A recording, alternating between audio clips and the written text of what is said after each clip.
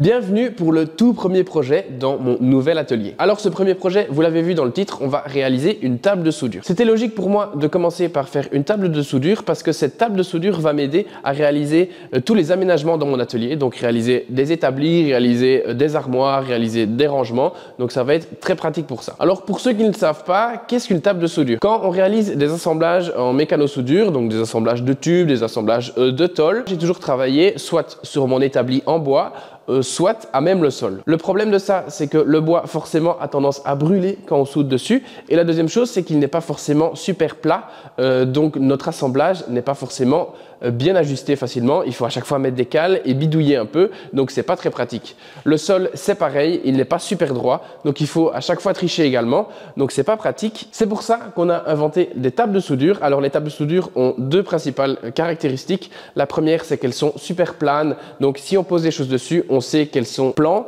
qu'elles sont sur le même niveau.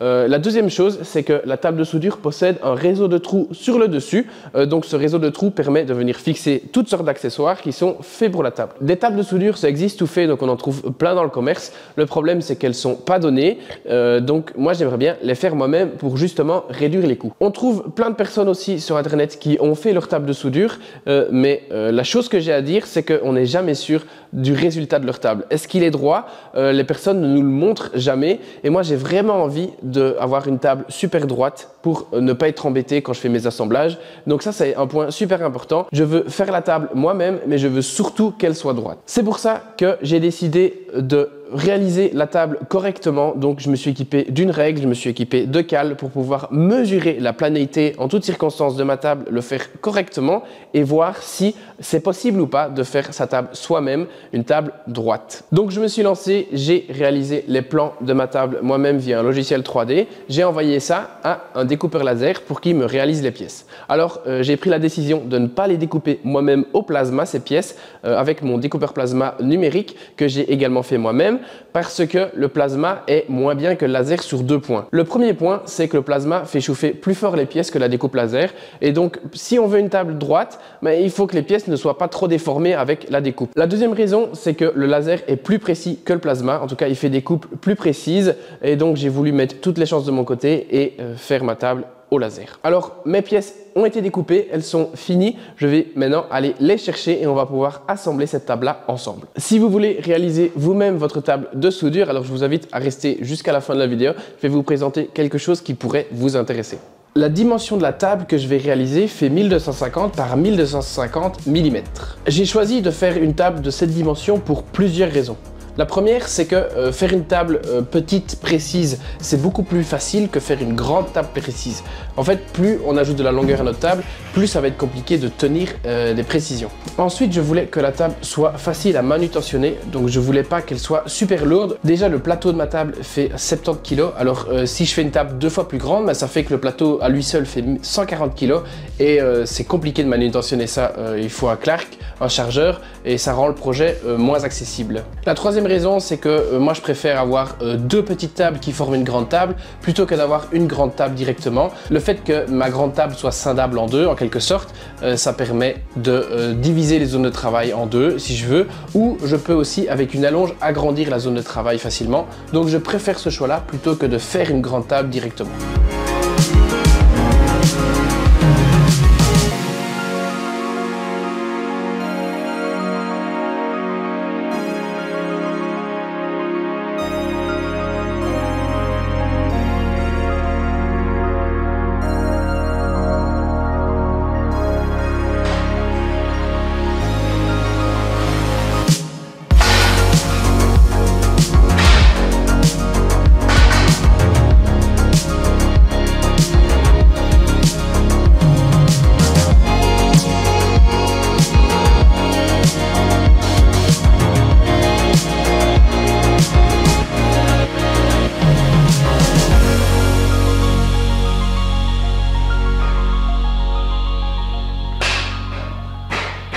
L'assemblage de la structure en dessous s'est super bien passé, donc tout s'est emboîté à la perfection, donc je suis content. Il y a suffisamment de jeu pour que ça se fasse bien. Comme vous avez vu, on a mis le plateau aussi par-dessus et on est en train de l'assembler à toute la structure en dessous. Donc il y a énormément de tenons qui doivent rentrer dans des mortaises, donc ça veut dire que l'assemblage est assez compliqué maintenant. Il faut que tous les tenons s'alignent bien avec les mortaises pour que le plateau puisse descendre dans sa bonne position. Donc j'ai trouvé un système pour clamer toute la table pour que tout soit bien serré ensemble, que quand je vais souder, ça ne déforme pas toute ma table. Donc pour ça, j'ai fait découper 16 tôles comme ceci, qui vont venir à chaque intersection de la structure en dessous de la table. Donc les deux trous servent à faire passer des tiges filetées que j'ai découpées. Et après, je viens par le dessus mettre une rondelle, un écrou. Et comme ça va serrer toute la table ensemble, ça va forcer les tenons à rentrer parfaitement dans les mortaises. Et une fois que tout sera clamé ensemble, je vais vérifier ma planéité, être sûr que tout soit bien droit, clamer vraiment tout ce que je peux, et puis à ce moment-là, je commencerai à souder.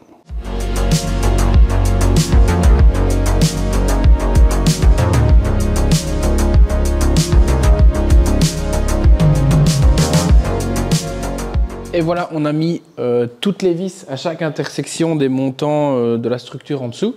Et c'est génial parce que la tôle de dessus s'est bien redressée. J'ai bien vu qu'on gagnait des petits dixièmes de millimètre à chaque fois. Maintenant, j'ai remarqué que l'endroit où ce n'est pas droit, c'est aux quatre coins. Donc là, la tôle, elle redescend, elle n'est pas droite. Et ça peut se comprendre parce qu'il n'y a pas encore de structure en dessous en fait. C'est pour ça que j'ai présenté un côté. Donc ces côtés-là, ils vont permettre justement de redresser la tôle, enfin je l'espère. Donc c'est parti, j'assemble les côtés et on va voir ce que ça donne.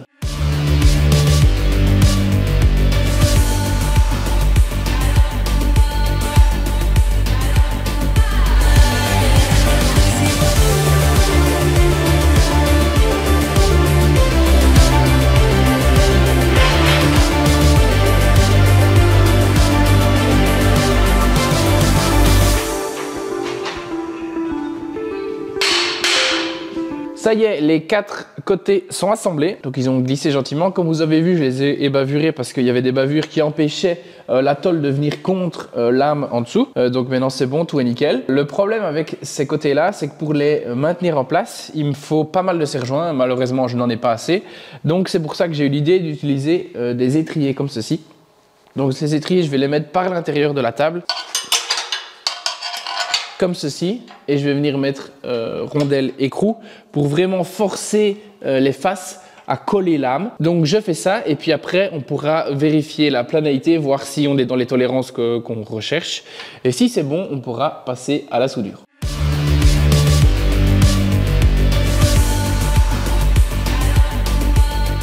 Nous y voilà, la table est 100% prête pour la soudure. Elle est clamée de partout. On a notre système de clamage par le dessus, notre système de clamage via étrier. Et j'ai également rajouté 4 serre-joints au coin parce que là, elle baillait encore et il n'y avait rien pour la maintenir. Donc maintenant, c'est bon. Tout est bien maintenu ensemble. Mais avant d'attaquer le premier cordon de soudure, j'aimerais bien faire une dernière chose. C'est de vérifier la planéité en l'état. Donc le but de faire ça, c'est de vérifier que comme on la soude maintenant, elle est déjà plus ou moins droite. Voir si elle respecte notre objectif.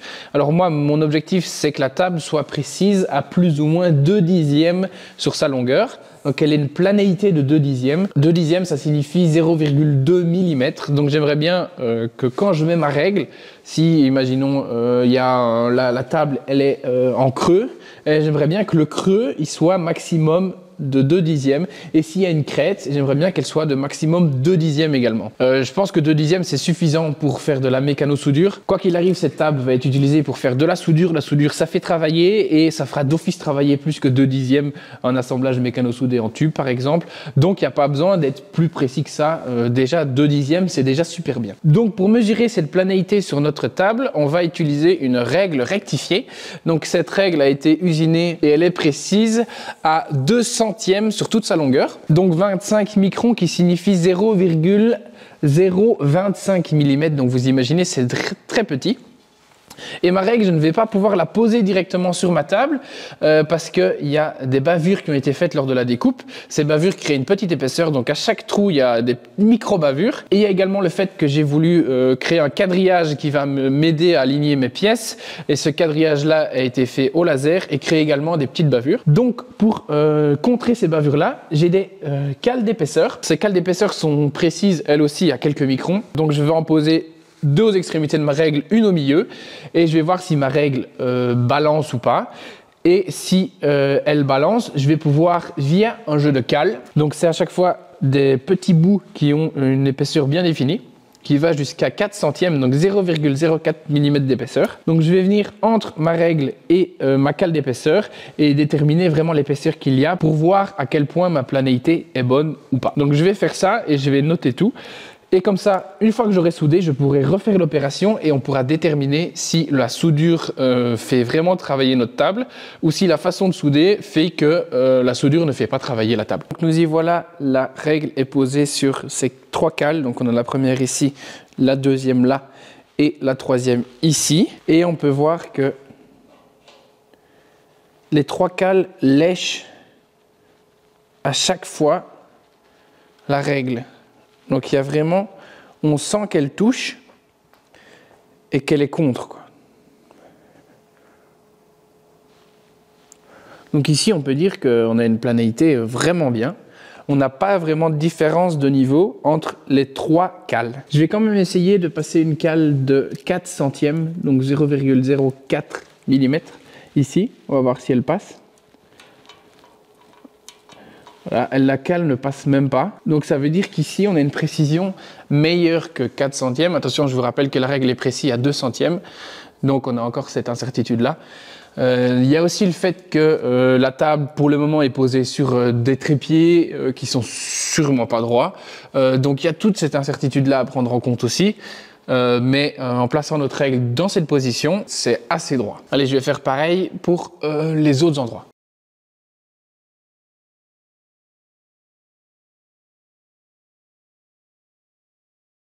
Bon, méga bonne nouvelle, j'ai une planéité vraiment nickel chrome. Dans les pires endroits, j'ai réussi à passer ma cale de 4 centièmes, donc 0,04 mm. Mais c'était vraiment, j'ai forcé pour la passer et elle passait, donc j'ai cette planéité-là. À un endroit, je sais absolument rien mettre, je suis vraiment précis à la précision de la règle, à 2 centièmes. Donc c'est vraiment cool. Je vois que mes étriers ont bien aidé parce que j'avais déjà mesuré la planéité avant ça, hors caméra. Et il y a des endroits, j'avais 1/10. Donc je vois que vraiment mes étriers, ça a aidé beaucoup. Donc c'est une bonne chose. Donc maintenant il est l'heure de passer à la soudure. J'ai vraiment peur de souder, mais quand il faut y aller. Hein. J'ai oublié de vous dire, mais avant de souder, je vais mettre du spray anti-gratton sur toute la surface de la table, parce que quand je vais venir souder dans mes tenons, il y a des projections de soudure qui vont venir se coller à ma table, et donc ça va créer des petites épaisseurs, donc on perdra tout l'intérêt d'avoir une table vraiment droite.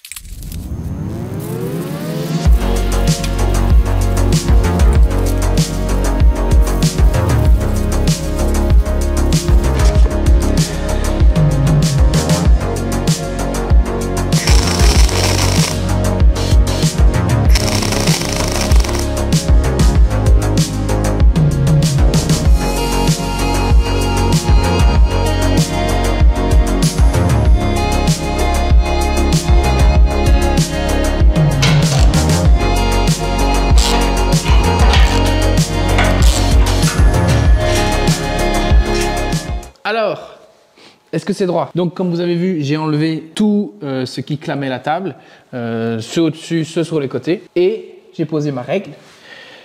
Mais il y a une chose qu'il faut savoir avant que je vous dise quoi que ce soit, c'est que la table, en fait, elle se laisse aller, elle est un peu molle. Je vais vous montrer. Quand je lève un coin, vous voyez, les coins, les 3 autres coins ne se lèvent pas. Il faut vraiment que je lève haut pour qu'un coin se lève. Donc ça veut dire que la table, elle se laisse vraiment aller en fonction de là où elle est posée. Et donc, avant de mesurer la planéité, il va être important de la mettre bien comme il faut, la mettre sur ses 4 pieds et vérifier la planéité entre chaque pied, tourner les pieds, les monter jusqu'à ce que tout soit bien droit. Et une fois que tout est droit, on pourra vérifier la planéité sur toute la table. Donc vous l'aurez compris, avant de vérifier cette planéité, on va faire les pieds. Alors pour ça, j'ai des tôles bien spéciales, des tôles comme ceci, qui viennent se clipser à cet endroit-là. Donc voilà, elles se logent bien comme il faut. Il n'y a plus qu'à les souder. Ces tôles ont 4 trous qui viennent accueillir une platine. Donc voilà la platine en question. Cette platine, je vais venir souder un tube dessus en 100 par 4, un tube carré. Donc je vais le souder bien comme il faut. Elle sera aboulonnée à la platine qui sera soudée à la table. Et à l'autre extrémité du tube, je vais venir souder cette platine-là, sur laquelle je vais souder un écrou en M16. Et cet écrou me permettra de venir visser un pied réglable. Donc comme ça, on pourra régler la table, vraiment la régler bien comme il faut, régler ces 4 pattes. Et puis je pourrai vérifier ma planéité et on verra si j'ai bien travaillé, si la soudure a déformé tout, si la table n'est pas droite et bonne à foutre à la ferraille. On va voir ça bientôt.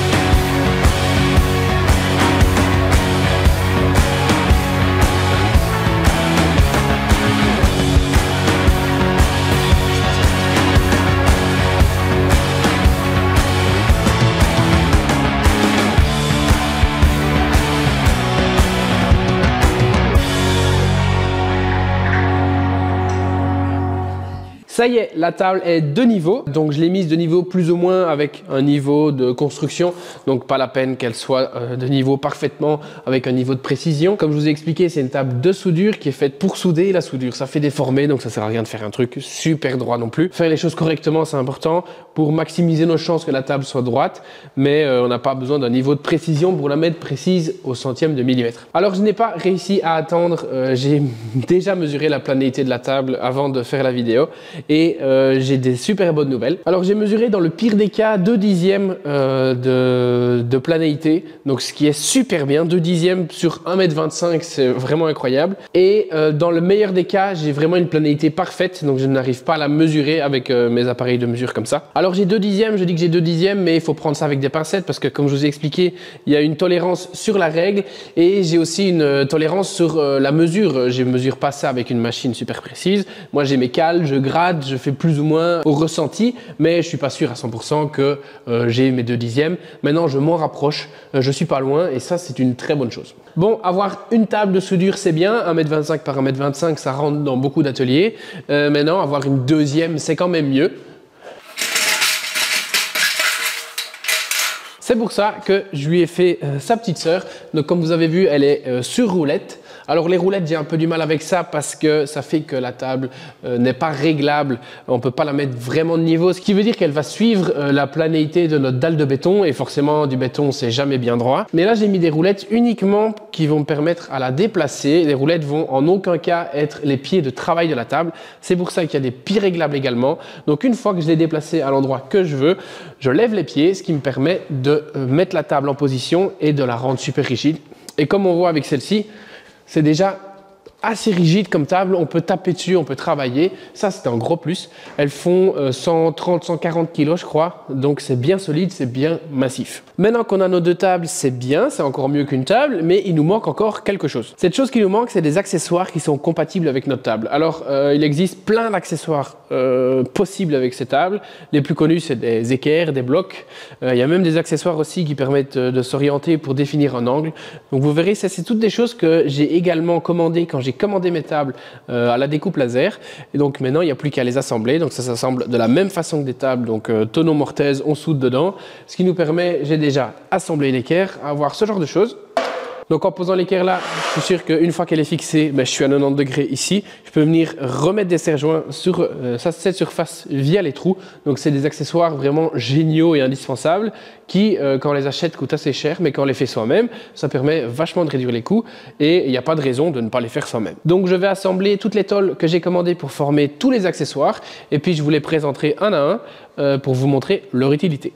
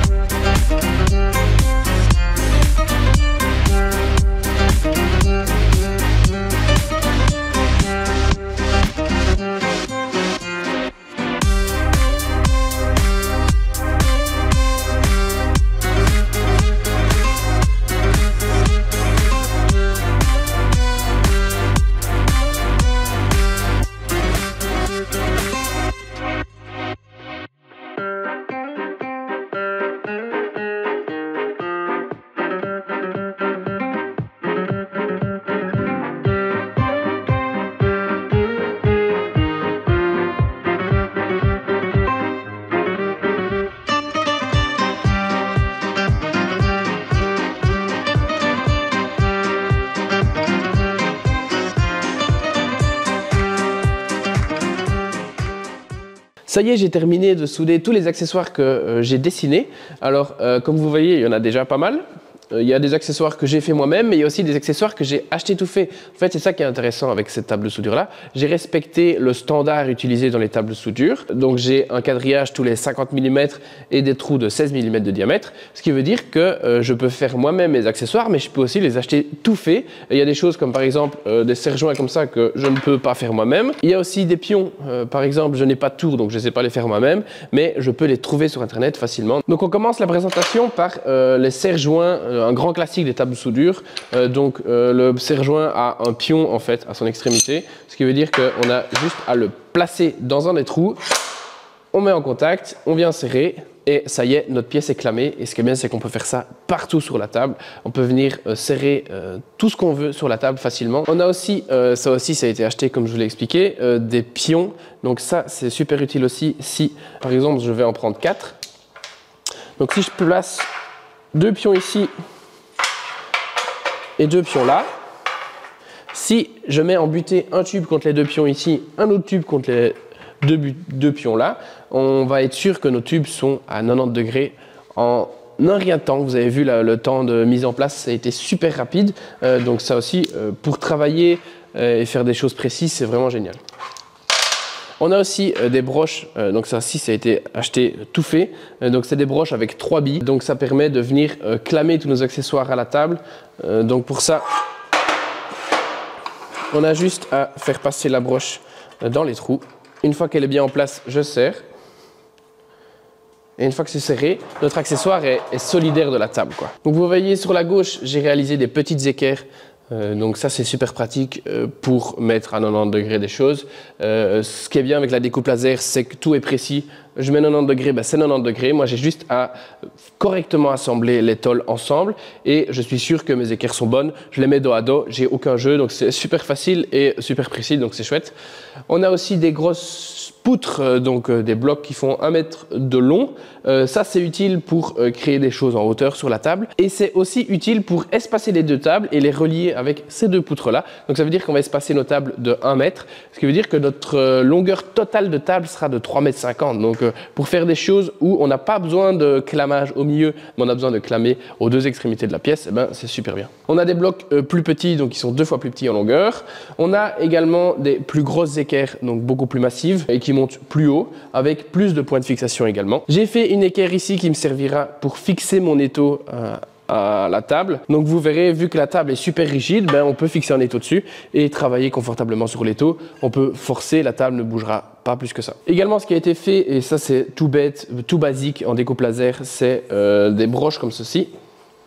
Donc ça permet de créer des butées réglables. Donc si notre pion ne se met pas bien, eh ben, on peut via la broche créer une butée réglable en fait, comme ceci. Dernier élément que j'ai réalisé, c'est des équerres d'angle. Donc ça nous permet de voir un angle bien spécifique. En fait, on a juste à placer l'équerre sur la table, mettre un pion pour faire le point de rotation de l'équerre et avec une broche, je vais pouvoir venir verrouiller mon équerre d'angle tout en ayant un marquage des angles sur l'équerre. Donc ça c'est quelque chose que j'ai demandé quand on a découpé au laser. J'ai demandé à ce qu'il me marque les angles avec à chaque fois un trait. Donc si j'aligne mon trait avec le trait de la table sur les 35 degrés, imaginons, je serre ici, tout bêtement, et je sais que entre cette face-là et la verticale, j'ai 35 degrés. Donc ça aussi c'est vraiment super bien. Très pratique pour travailler. Je vais vous montrer maintenant ce que ça donne une fois que j'assemble les deux tables avec les poutres pour vous montrer un peu la surface de travail qu'on peut avoir.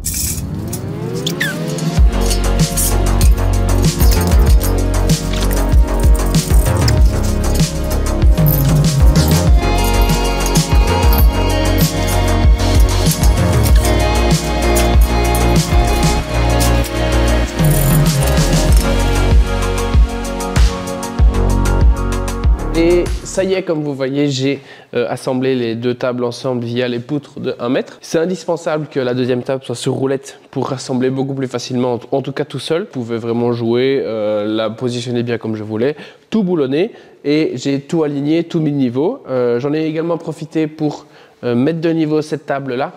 Donc je l'ai surélevée de ses roues, donc maintenant elle est bien rigide aussi. Donc voilà, ça nous fait un ensemble de travail vraiment super grand. On a 3,50 m de long, 1,25 m de large, donc il y a déjà de quoi faire.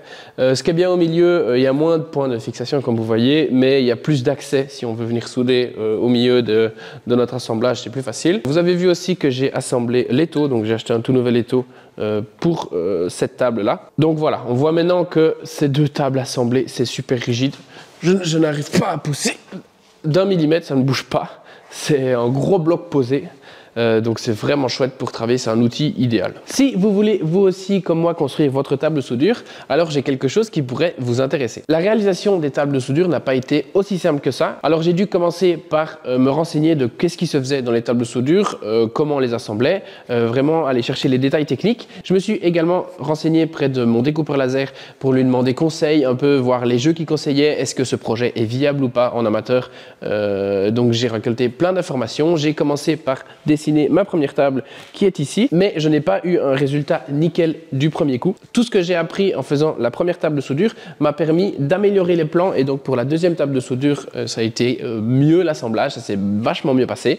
On peut se dire que j'ai eu de la chance que mes deux tables de soudure respectent des tolérances vraiment serrées et que c'est de la chance et peut-être une troisième table n'aurait pas été droite. En fait, pour être sûr que ça ne soit pas de la chance, j'ai monté à blanc la table, j'ai redémonté tout, j'ai tourné le plateau à 90 degrés, j'ai inversé les éléments du quadrillage en dessous et à chaque fois j'arrivais dans des tolérances très correctes. Alors forcément, inverser des pièces, bouger des pièces, ça modifie les tolérances. Donc j'avais 5 centièmes qui se baladaient, 1/10 voire, mais on restait quand même dans des tolérances très serrées. Tout ce que j'ai appris pour la création de mes tables de soudure, j'ai envie de le partager avec vous au travers d'un guide. Alors dans ce guide, vous allez trouver forcément les plans pour la découpe laser de la table. Vous allez également retrouver les plans de tous les accessoires que je vous ai proposés. Ces plans ont quelques subtilités, comme par exemple mon plateau ici, un quadrillage marqué au laser. Donc ça, c'est le marquage laser, c'est quelque chose qu'il faut préciser dans les plans et je vais vous montrer comment j'ai fait ça. Comme ça, quand vous commanderez vos pièces, vous êtes sûr d'avoir les bonnes pièces. En plus des plans, je vous donne aussi les dimensions des tenons mortaises que j'utilise, les dimensions des jeux que je mets. Comme ça, vous pourrez redessiner vous-même en plus de ça les accessoires que vous voulez. Donc si vous avez une situation bien précise, vous pourrez faire vos propres accessoires en utilisant mes tenons mortaises qui, via l'expérience, je peux dire qu'ils marchent bien, qui ne déforment pas trop lors de la soudure. En plus des plans, je ne vous laisserai pas tout seul, donc je ne vous donne pas juste des plans, je vous donne également la notice de montage. Donc la notice de montage sera étape par étape la construction de la table de soudure. Donc vous avez besoin de telle pièce, vous avez besoin de tel accessoire. Je vous donne aussi la liste des courses de toute la visserie nécessaire, de tous les accessoires nécessaires comme les pieds, les roues, toutes des choses comme ça qui vous n'aurez pas à aller chercher. Tout sera concentré dans le guide. Il y a quelques éléments auxquels il faut faire attention. Donc, comme je vous ai dit, les endroits où on soude, ne pas souder partout. Il y a certains endroits où il ne faut surtout pas souder, sinon ça tord toute notre table. Tout ça, je vous explique également dans le guide. Et je vous explique aussi une étape importante qui est l'ébavurage des pièces. Donc, c'est pas aussi bête que ce qu'on croit parce que ébavurer une pièce crée d'autres bavures, donc il faut faire attention à ça. En plus de ça, je vous donnerai également dans le guide une liste de fournisseurs fiables pour des accessoires de soudure parce qu'ils ne sont pas tous fiables malheureusement. Il m'est arrivé de commander des accessoires à un endroit et que ces accessoires ne se montent pas sur ma table parce qu'il y a un problème de tolérance chez le fournisseur. Donc vous n'aurez pas ce problème-là, je vous donnerai tous les fournisseurs fiables. Donc si ce guide vous intéresse, je vous invite à vous rendre sur mon site, le lien se trouve dans la description de la vidéo. Si vous avez aimé cette vidéo, n'hésitez pas à mettre un pouce bleu, à vous abonner et moi je vous dis à la prochaine pour une nouvelle vidéo.